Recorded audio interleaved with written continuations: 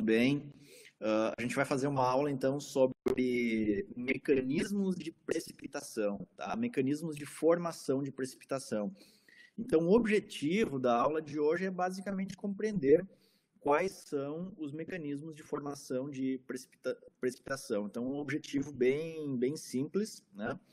A gente vai ver alguns tipos, então, de formação, né? Alguns tipos de precipitação e tentar relacionar esses mecanismos, esses processos com as atividades que a gente viu nas aulas anteriores.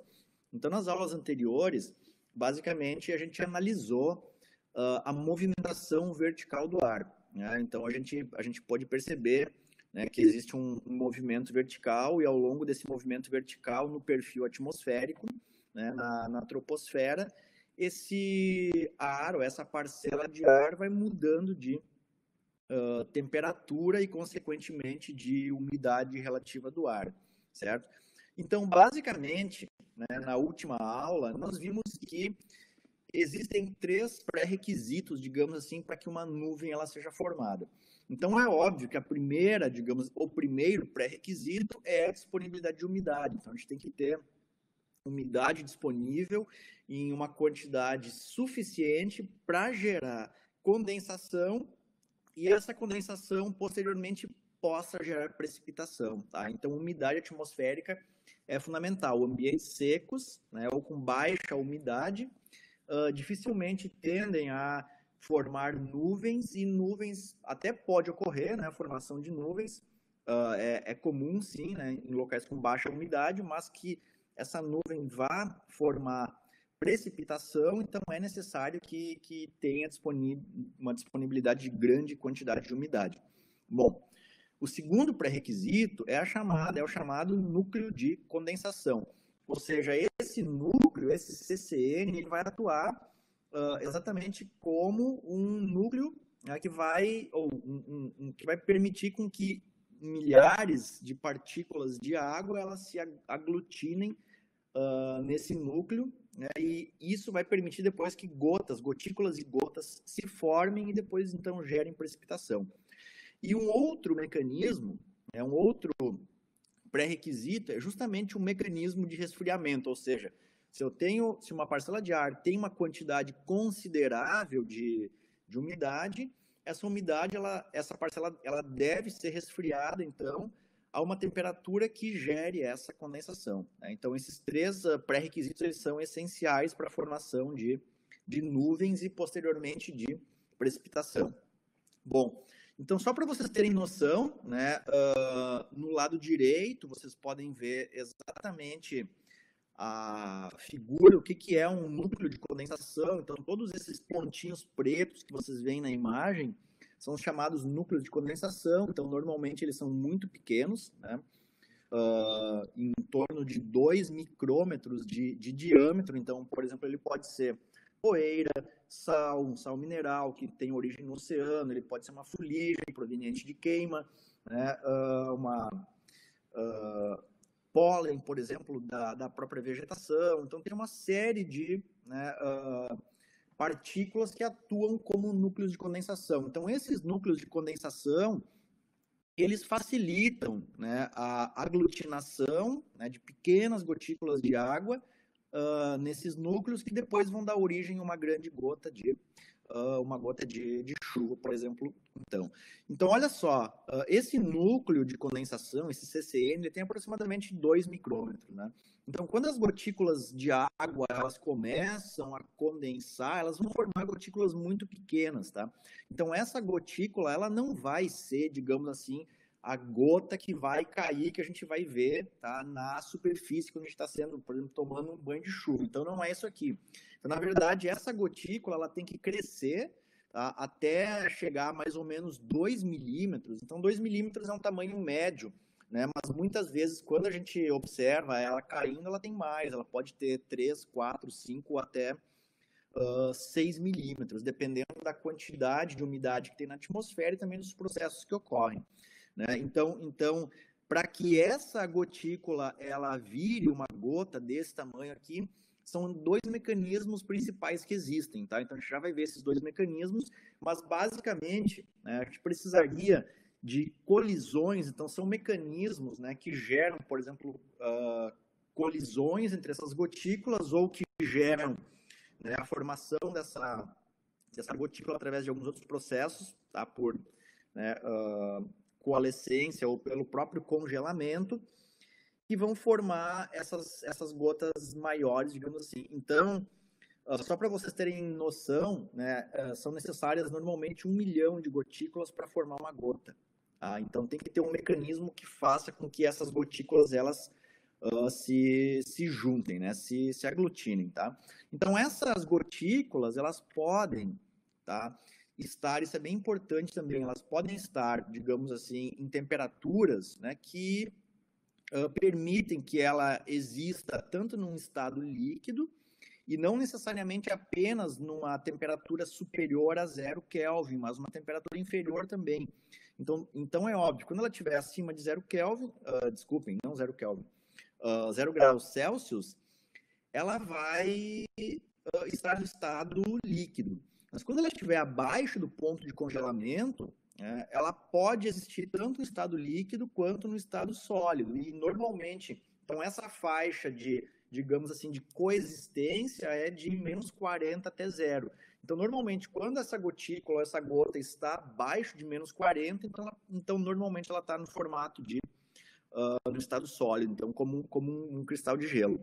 Bom, as temperaturas dentro de uma nuvem, elas variam muito, tá? Então, vocês podem pensar, nossa, menos 40, sim, pode chegar a menos 70, menos 80, né? Então vocês vão ter ao longo de uma nuvem, de todo o desenvolvimento vertical de uma nuvem, um perfil bem, digamos assim, variado de temperatura. Então, temperaturas muito baixas quando as altitudes forem bastante elevadas, né? Então, aqui a gente tem, por exemplo, a formação de gotículas, tá? Então quando é que isso vai acontecer? Quando existirem núcleos de condensação, né, quando elas tiverem tamanhos consideráveis, só que essa gotícula, gente, quando ela começa a se formar, ela não vai ter uma velocidade de queda elevada. A velocidade de queda ela vai ser muito baixa. Então, imaginem 1,2 centímetros por segundo. O que seria isso? Então, esse exemplo eu dei na última aula. Então assim, imaginem que vocês estão saindo de manhã bem cedo de casa, num dia de inverno, indo para o Campos do Vale, né, e aí vocês caminham pelo meio de um nevoeiro. Então, aquilo ali é uma velocidade de queda, né, relativamente baixa. Então, vocês podem ver que essa gotícula está quase flutuando, né, no ar. Assim. Então, quando vocês caminham no meio daquela umidade condensada, vocês sentem ela, né, se chocando com a pele de vocês, e a velocidade de queda é muito baixa. Então, o que acaba acontecendo? Bom, dentro de uma nuvem, a gente vai ter correntes ascendentes e correntes descendentes. Tá? Então, isso vai permitir, né, com que essas gotículas elas se choquem e elas comecem a aumentar o seu tamanho, certo? Então, é óbvio, comecem a aumentar o seu tamanho e consigam vencer as forças, né, de resistência que mantêm elas no ar.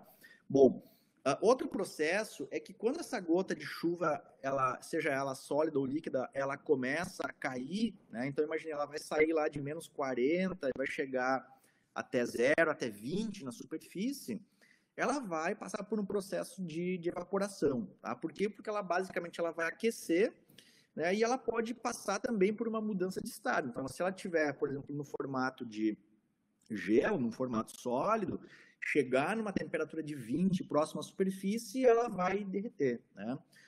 Então, dentro de uma nuvem, tá, a gente vai ter temperaturas diferentes e estados, né, diferentes. Bom, gente, existem 2 mecanismos principais, tá, que vão formar gotas de chuva, né, ou flocos de neve, ou outros formatos que eu vou passar um pouquinho mais adiante para vocês ali.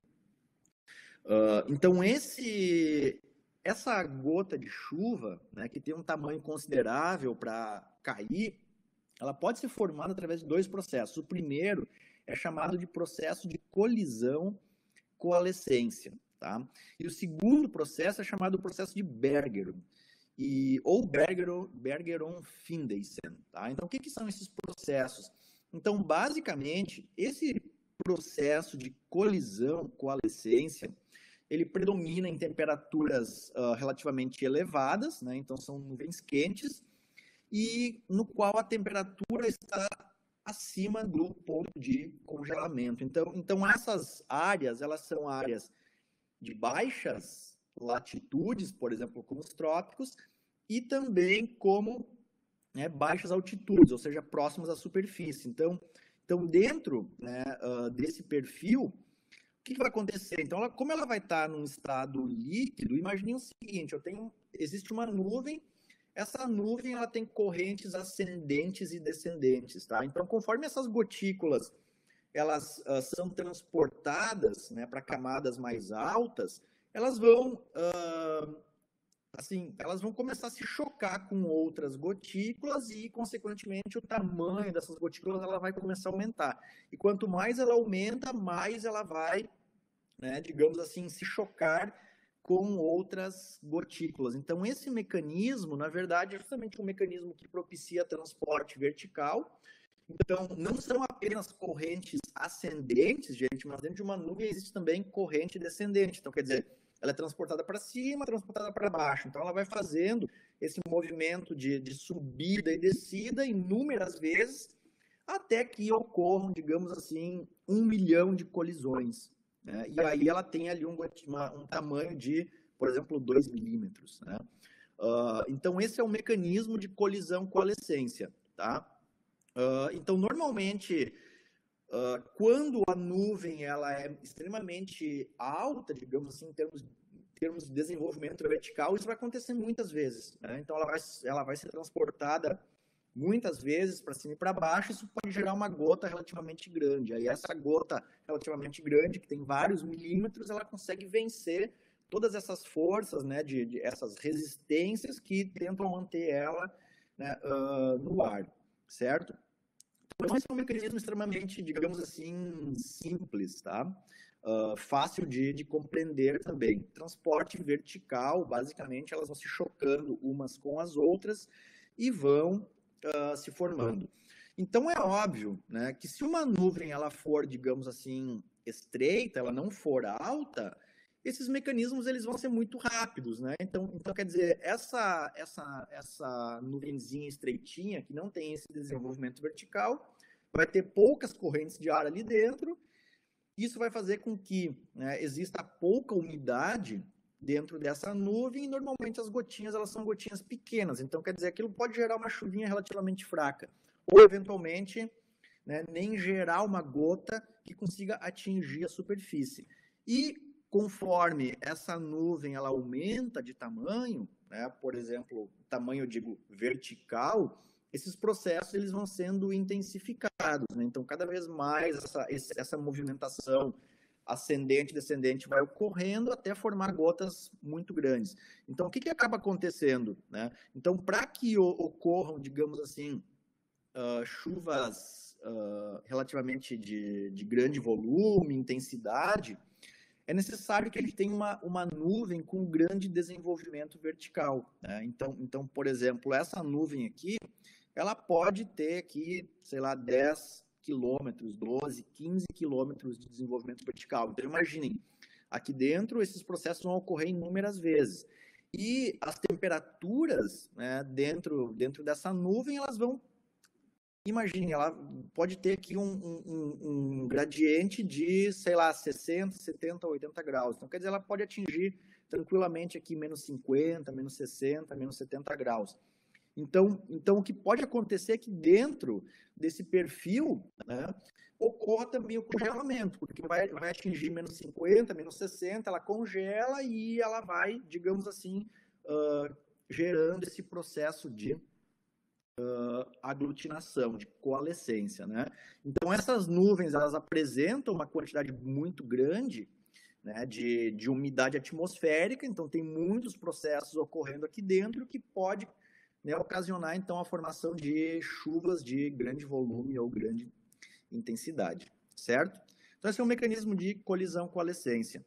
Então, só para vocês terem noção do que acontece, isso aqui é um experimento que foi feito, isso aqui é uma imagem real, tá, gente, que foi monitorada com um tipo de radar, que mostrava exatamente o tamanho das gotas. Então, isso aqui é uma nuvem que tem alguns quilômetros de desenvolvimento vertical, então vocês podem ver o seguinte, que tem uma quantidade, essa área aqui embaixo é exatamente onde está ocorrendo a precipitação. Então, nessa área onde está ocorrendo a precipitação, tá, as gotas elas têm em torno de 5 milímetros de diâmetro. Então, tem uma quantidade muito grande de água aqui.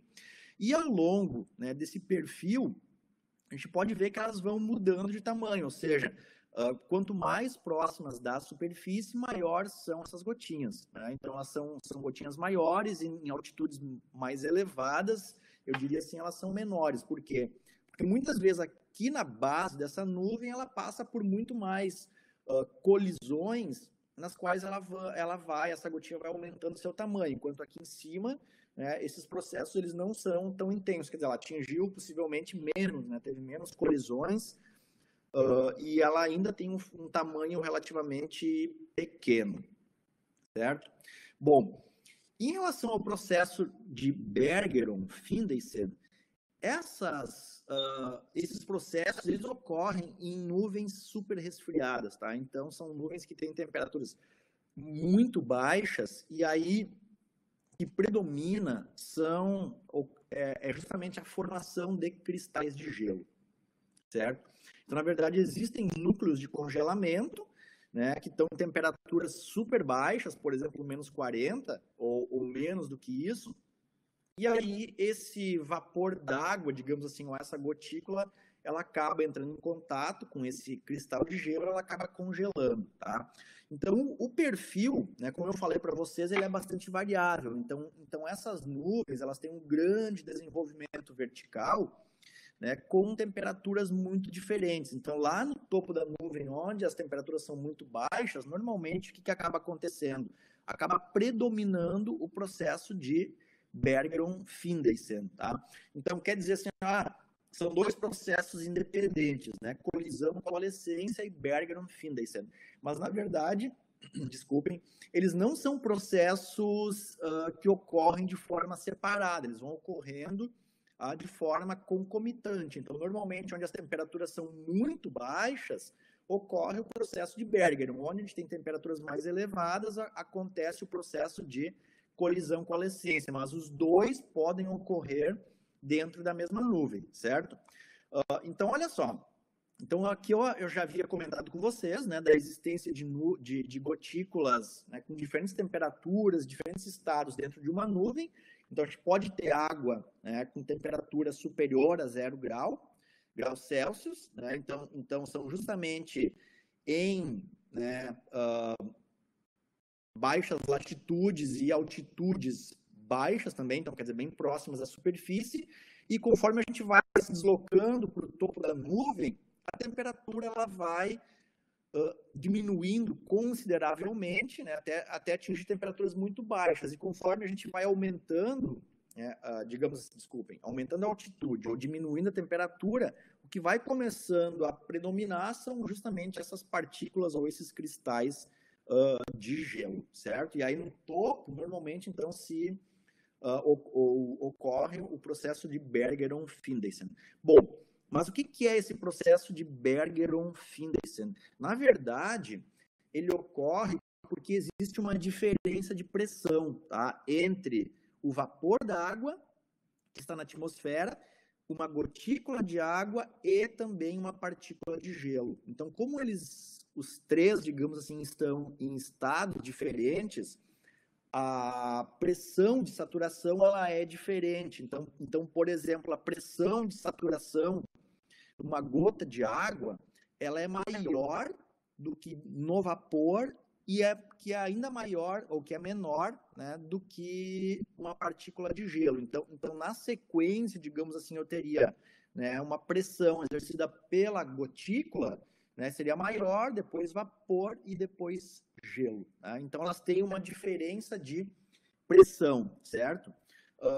Isso vai fazer com que esse processo ele ocorra. Então, na verdade, o processo de Bergeron é o seguinte, tá? Cristais de gelo, né, aumentam através da queda, absorvendo vapor d'água. Então, quer dizer, esse cristalzinho de gelo aqui, ele vai absorver esse vapor d'água. Da onde vai vir esse vapor d'água? Em função dessa diferença de pressão, essa gotícula aqui, ela vai evaporar. Então, ela evapora, né, gerando, então, o vapor d'água e essa partícula de gelo, digamos assim, captura esse vapor d'água aqui. Então, esse é o chamado processo de Bergeron-Finlayson, e ele ocorre justamente pela diferença de pressão. Então, um processo, por exemplo, colisão coalescência, ele ocorre no movimento vertical, né, na qual elas vão colidindo e coalescendo, e esse processo de Bergeron, ele ocorre, né, em função, então, da diferença de pressão entre esses três estados. Então, aqui dá para ver muito bem, né, o que acontece em cada um deles. Então, por exemplo, essa figura aqui, ela ilustra o processo de colisão-coalescência. Então, vocês podem ver essa gotícula aqui, ó. Ela já é uma gotícula um pouquinho grande, digamos assim, em comparação às outras, né? Então, imagina o seguinte, ela é grandinha, ela vai caindo, né? Então, nesse processo de queda, ela vai interceptando, né, vai colidindo com gotículas menores e ela vai crescendo, certo? Então, ela está aumentando de tamanho aqui. Aí, imagine o seguinte, vocês viram, né, que o ar ele pode se movimentar verticalmente, então ele pode subir e descer. Então, imagine o seguinte, essa gotícula maior aqui, ela é transportada, por exemplo, por uma corrente ascendente, né, em função daquele processo de instabilidade que nós vimos na aula passada, então ela é transportada para cima, e muitas vezes esse processo ele é violento, tá? E aí ela começa de novo, fazer essa queda. Então ela é transportada milhares de vezes, ou centenas, milhares de vezes para cima e para baixo, até ter uma gota com tamanho médio de 2 milímetros. Em relação ao processo de Bergeron-Finlayson, olha só o que acontece. Imaginem o seguinte aqui, então, pela diferença de pressão, essa gota de água aqui, ela vai evaporar, né? Então, quer dizer, imagine o seguinte, ela está extremamente, né, tem muita água ali e, consequentemente, então ela vai passar por um processo de evaporação. Então, ela evapora e, nesse processo de evaporação, ela vai diminuindo. E esse vapor, então, que existe na atmosfera, ele vai ser capturado por esse cristal de gelo. Então, isso que acaba acontecendo. Então, vocês podem perceber o seguinte aqui, né? Em função das diferenças na umidade relativa do ar, essa gota de água ela vai diminuindo, né? Ela vai evaporando e esse cristal de gelo, então, vai capturando esse vapor e ele vai crescendo. Então, exatamente isso que acaba acontecendo. Então, esse aqui é um processo basicamente quente, né? E esse aqui é um processo bastante frio, digamos assim. Então, isso é o que acaba acontecendo nesses dois processos. Então, olha só, isso vai gerar precipitação, né? E aí a gente vai ver alguns detalhezinhos agora, tá? Então, esse processo, por exemplo, ele pode gerar neve, né? Então, quer dizer, aquele cristal de gelo, ele vai incorporando aquelas moléculas de água, em estado de vapor, e vai gerando esse cristal de gelo. Então, a gente chama esse processo de formação de neve de agregação. Então, imagine o seguinte, esse cristal de gelo, ele vai se conectando com outros cristais de gelo até dar origem a um floco de neve, né? Então, esse é o processo de agregação. Então, por isso que é chamado de agregação, né? Agora, o que acontece? Olha só, imagine o seguinte, eu tenho a nuvem aqui, né? Então para cima, né, digamos assim, da base da nuvem, nesse desenvolvimento vertical, esses cristais eles são formados, mas para que a neve ela chegue em superfície, o que vai acontecer? O que deve acontecer? As temperaturas entre a base da nuvem, né, e a superfície, elas devem ser inferiores ou muito próximas a zero, tá? Inferiores a 0 grau. Então, quer dizer que se esse perfil aqui da superfície até a base da nuvem for inferior a zero, aquele floquinho ele vai atingir a superfície. Então, ele cai na forma de neve. Agora, imagine o seguinte, né?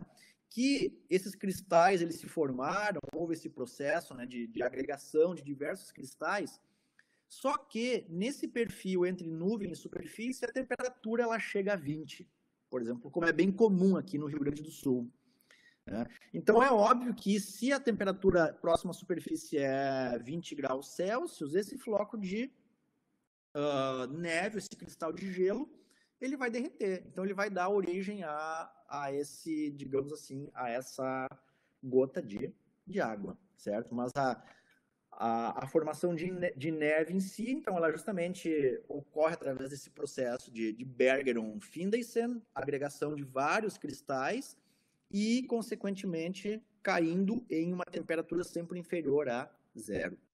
Tá? Então, isso é o que acaba acontecendo. Agora, imagine o seguinte, tá? A gente tem esse processo ocorrendo, né? Então, formou um cristal de gelo aqui, eles se agregaram, só que imaginem o seguinte, que no meio desse perfil de queda, tá? Entre base da nuvem e superfície, eu tenho uma camada de ar quente. Tá? Então, isso é bem comum acontecer. Tá? Eu já vou mostrar um exemplo de quando isso pode acontecer. Então, o que acaba acontecendo?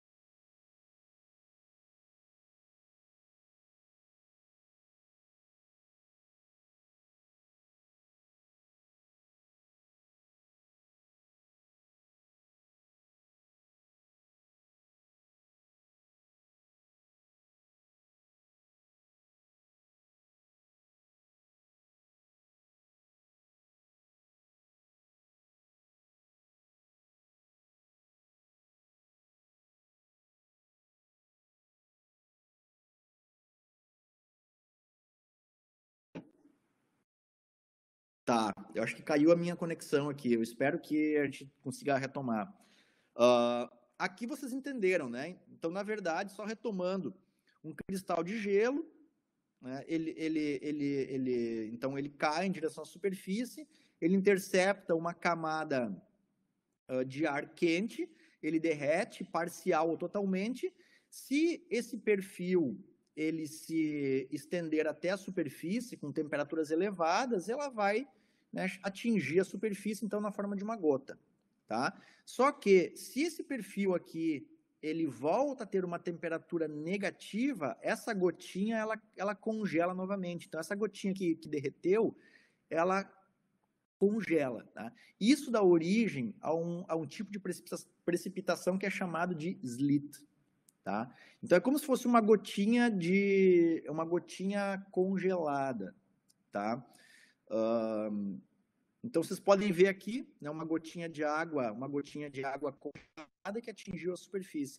Esse processo, eu não sei se vocês lembram, acho que foi na semana passada, né, há 10 dias atrás, tinha muita previsão de neve no estado do Rio Grande do Sul, e muito do que ocorreu foi justamente, né, esse tipo de chuva congelada. Né? Então, quer dizer, os floquinhos de neve estavam se formando em altitudes elevadas, ele derretia por ter uma camada de ar relativamente quente e congelava novamente. Então, era quase uma gotinha de água congelada. Tá? E outro detalhe, olha só, uma chuva tá congelante ou chuva com congelamento. O que é isso? Então, normalmente, uma chuva com congelamento, ela ocorre quando? Então, quando esse cristal de gelo ele se forma, né, numa temperatura muito baixa, ele passa por uma camada relativamente espessa, né, de ar quente, e ela chega na superfície com temperaturas muito próximas de zero ou até abaixo de zero, mas ela ainda atinge a superfície, tá, no estado líquido. Então, ela pode estar, por exemplo, a menos 5, só que no estado líquido, certo? E aí, quando ela atinge a superfície, ela congela. Né? Então, isso é chamado de chuva com congelamento ou chuva congelante. Então, ela cai no estado líquido, né? Porque não dá tempo, nessa queda aqui, não dá tempo de ocorrer o congelamento. Né? E aí, quando ela atinge, por exemplo, ela vai congelar, né? Então, uma plantinha, ou a superfície, ou um fio, né? Uma cerca, por exemplo, ela congela ao redor do frio. Então, isso é chamado de chuva com congelamento.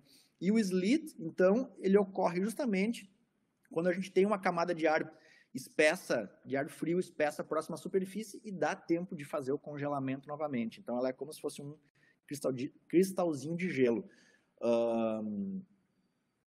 Eventualmente, isso é chamado de granizo miúdo. Algum tipo de, assim, em termos mais informais, é como se fosse um granizo miúdo, mas o processo de formação não é o mesmo, ele é relativamente diferente, tá? Porque ele cai, ele descongela e congela novamente, né? E, então, olha só, quando isso pode acontecer? Então, por exemplo, quando a gente tem sleet, freezing rain e rain, e chuva, né? Então, a neve, ela ocorre exatamente quando as temperaturas são muito baixas, né? Negativas ou abaixo do ponto de congelamento em todo o perfil de queda. O sleet, ele ocorre justamente quando eu tenho um pouquinho de ar quente aqui, né, que está acima do ponto de congelamento, e eu tenho muito ar frio embaixo novamente, certo? Então, isso faz com que ela derreta e congele. Então, isso é chamado de sleet, tá? E essa chuva congelante, ou chuva com congelamento, é justamente quando ela passa por uma camada de ar mais quente, né, acima do ponto de congelamento, um pouquinho, né, uma camada bem fininha de ar frio, e aí ela congela exatamente quando atinge a superfície ou algum alvo da superfície. E em áreas, por exemplo, como o Rio Grande do Sul, normalmente o que acontece é isso. Então, esse processo ele se forma, né? Então, tu tem a formação dos cristais de gelo através de Bergeron-Finlayson, só que na queda, como nós temos temperaturas acima do ponto de congelamento, ela acaba derretendo e chovendo e chegando na superfície na forma de chuva. É isso que acaba acontecendo. E olha só, e aí eu falei antes, em granizo miúdo, né? Que é um granizinho, é uma particulinha bem pequena de gelo. Aí o granizo, ele é chamado, né? Ele é formado por um processo que é chamado de acreção, tá? Então ele pode dar origem a digamos assim, quase pedras, né? Então muito grandes. E o que acaba acontecendo, tá? Em muitas nuvens, a gente tem muito desenvolvimento vertical, ou desenvolvimento vertical muito grande, e muitas correntes ascendentes e descendentes de ar, certo?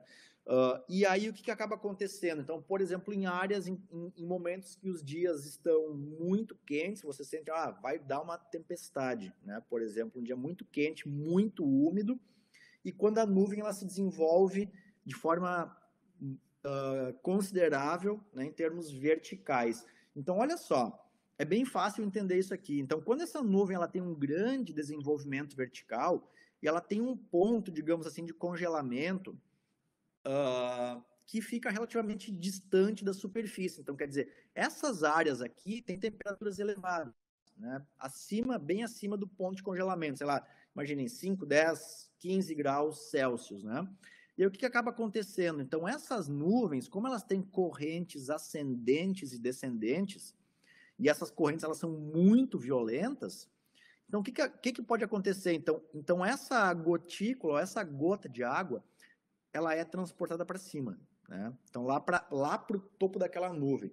E aí, nesse processo de subida, ela vai interceptando muitas outras gotas e gotículas, e como ela atinge temperaturas muito baixas, menos 50, menos 60, menos 70, ela acaba congelando, e nesse processo de sobe e desce, né, ela vai interceptando, por exemplo, água líquida e gelo.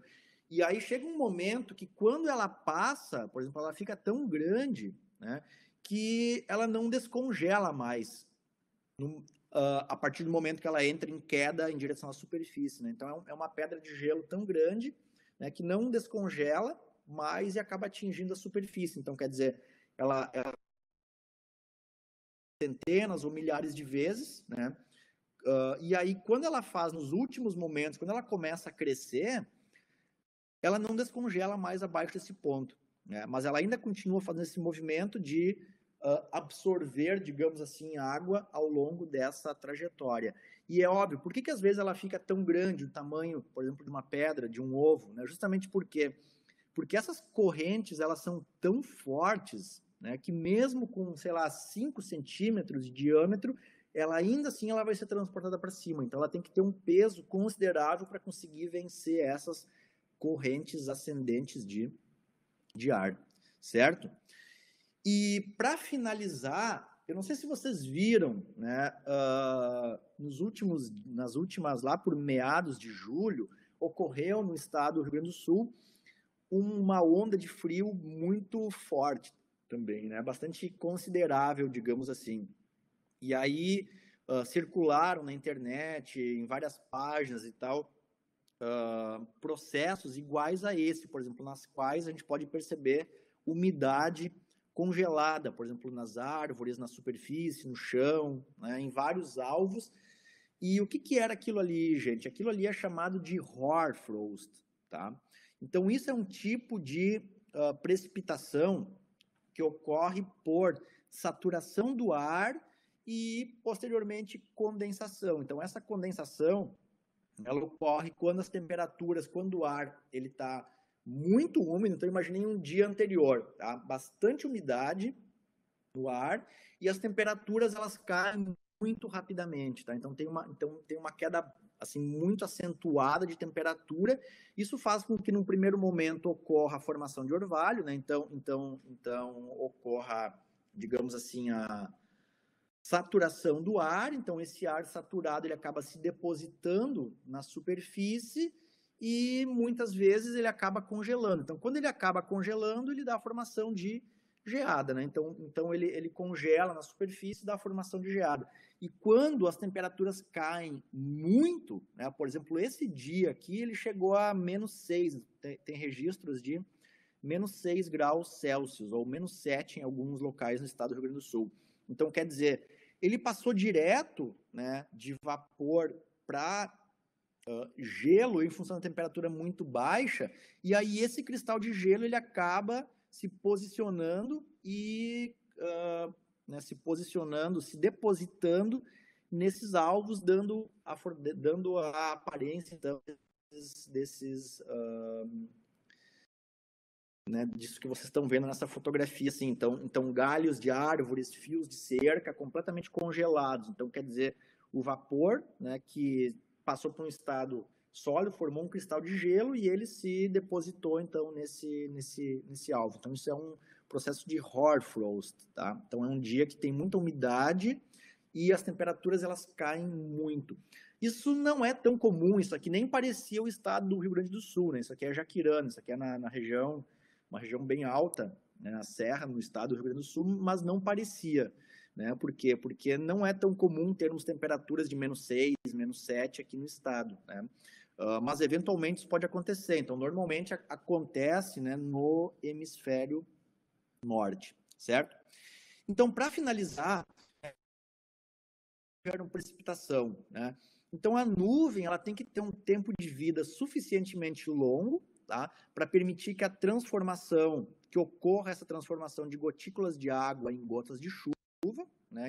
Então esses mecanismos, por exemplo, como colisão, coalescência, ou como Bergeron, Findeisen, ou a formação de cristais de gelo, né? Por agregação, ou gelo por acreção, precisam de tempo. E esse tempo significa que ele vai ter que ser transportado várias vezes dentro do desenvolvimento vertical da nuvem, para que ele tenha um tamanho suficientemente grande para atingir a superfície. Né? Outros processos, né, que devem ocorrer, né? A nuvem ela tem que ter um desenvolvimento vertical. Né? Então, quer dizer, justamente tem que ter um espaço vertical dentro dessa nuvem para que isso ocorra. Tá? Então, esses mecanismos que estão atuando, eles ocorram. E é óbvio que tem que ter umidade. Né? Então tem que ter umidade suficiente para gerar essa gota de água, esse cristal de gelo, esse floco de neve ou esse granizo, seja ele miúdo ou seja o granizo normal. Né? Então tem que ter água para gerar essas gotas. E uma nuvem que não gera precipitação, qual é a característica dela?